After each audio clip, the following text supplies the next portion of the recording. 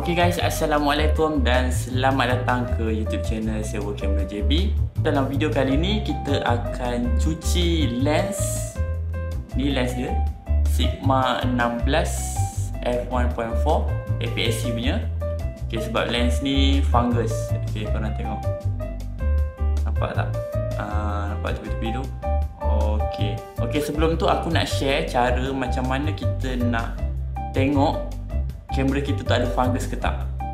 Okay, sebab kalau kita buka aperture kecil f1.4, dia kurang lah nampak benda tu. So macam mana cara kita nak tengok fungus tu untuk elakkan korang tertipu bila beli lens. Okay, jom. Okay, so kita akan mount lens tu dekat kamera. Okay, and then kita pergi ke setting kamera mode A, iaitu aperture priority lah. Okay, so sekarang ni, okay, and then kita perlu sediakan satu white paper yang bersih So ni gambar dia. Kalau korang tengok kat sini, aku zoom. Okay, semua dalam keadaan baik je lah gambar dia kan. Tak nampak apa-apa. Sebabnya bukaan aperture kita rendah. Kita buka f1.4. Okay, and then sekarang ni kita akan adjust kita punya aperture ke aperture paling tinggi, iaitu f16 ni lah. Okay, kita setting sikit. Okay, so ni gambar dia tadi. Okay, so dekat sini kalau korang nampak lah. Mana? Okay, kat sini ada satu dot. Okay, ini atas ni ada macam black punya dot. Okay, sini pun ada dot. Sini ada dot. So dot-dot tu adalah sama ada fungus ataupun dust lah, habuk. Okay, so jom kita bersihkan. So kita akan congkel tepi-tepi ni. Okay, sambil congkel tu kita tolak dia ke atas.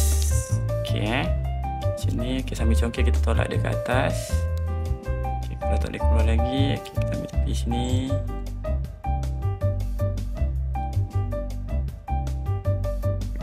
Okay, sebab apa dia kena congkel ke atas? Sebab bawah ni dia ada gum.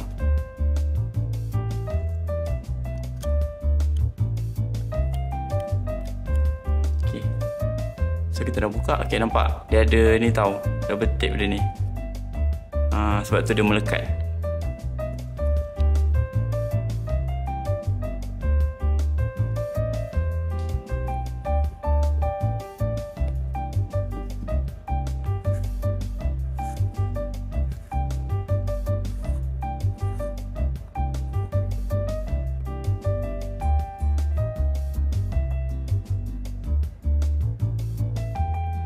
So tengok kat sini, yang belah dalam ni bersih. Okay, cantik. Okay, cuma dekat gelas depan ni je. Okay, gelas depan ni je. Alright.